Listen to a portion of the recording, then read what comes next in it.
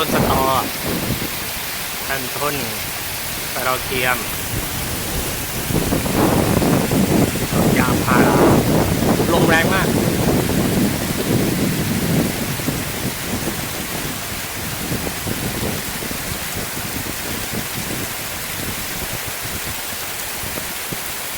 ตกแรงมากครับตกแรงมาก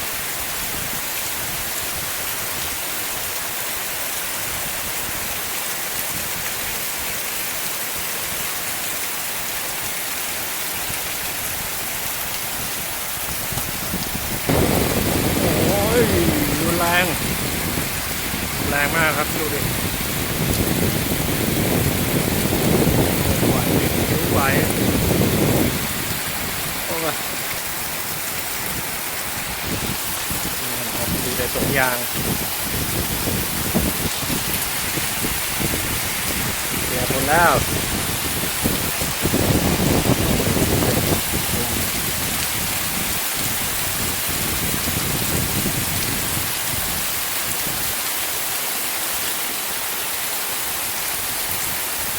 สู่ภาวะปกติแล้ว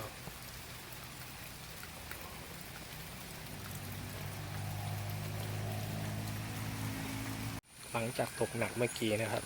น้ำไหลในคูแล้วไปดูกัน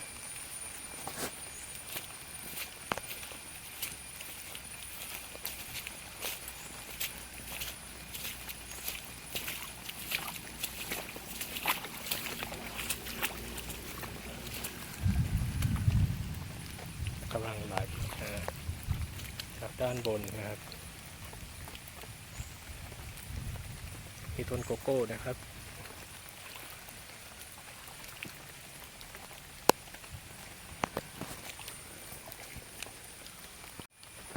ไปต่อ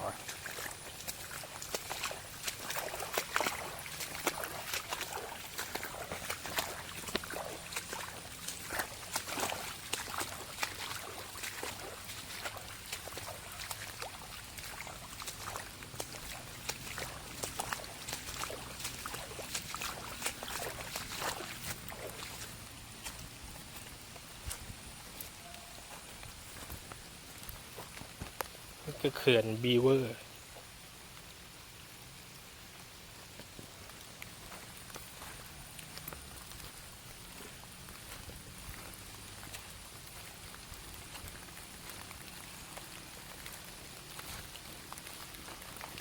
นี่ครับข้างในเข้ามา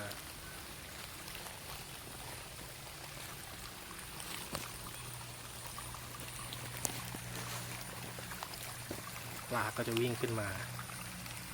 ถ้ามีปลานะแต่ตอนนี้ไม่มี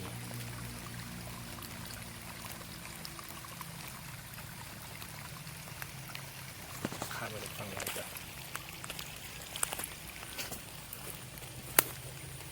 น้ำเต็มเลย